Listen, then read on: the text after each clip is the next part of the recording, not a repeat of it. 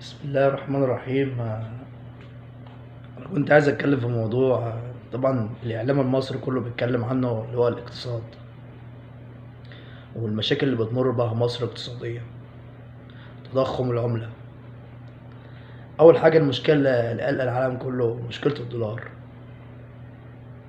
ومشكلة الدولار يعني مشكلة صعبة جدا في مصر. أنا شاب مغترب وبشوف الوقت بيحصل حاجة يعني خطرة جدا على اقتصاد مصر. طبعا الفلوس اللي كانت بتتحول كلها من المغتربين الأجانب عن طريق البنوك والتحويلات البنكية، دلوقتي بقت السوق السوداء انتقلت من داخل مصر لخارج مصر، و...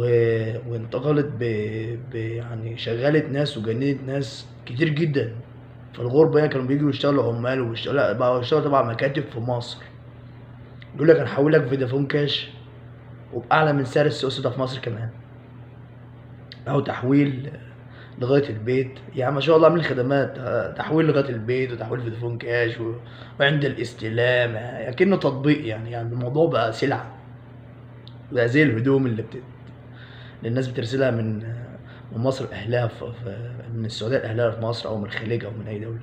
بقت عبارة عن سلعة. بقى في ناس بتلعب في الاقتصاد المصري بطريقة غريبة جدا، ده ما يدل على الفساد الموجود، والفساد ده بينتشر. في مشكلة من سنتين كده، كانت مشكلة الرز، وأنا راجل فلاح في مصر.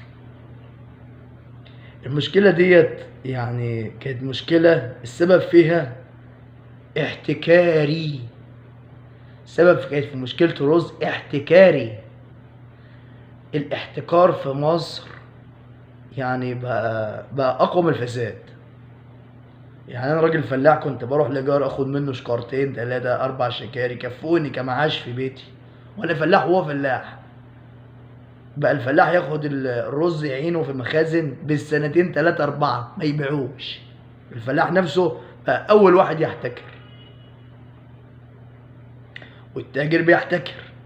طب الناس هتاكل منين؟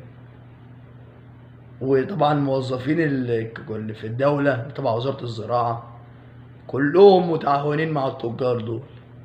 يعني المشكلة أصلا فساد. طيب عندك مشكلة بعد كده، مشكلة الرز، مشكلة البصل. طلع في الآخر إن في ناس في الدولة في وزارة التموين، وطبعا كان في واحد اتمسك كده، وكانت الدنيا مقلوبة في مصر. الموضوع كله كان احتكار سلع، وكان تستر على المحتكرين ومنهم موظفين في الدولة. الموضوع كله موضوع فساد.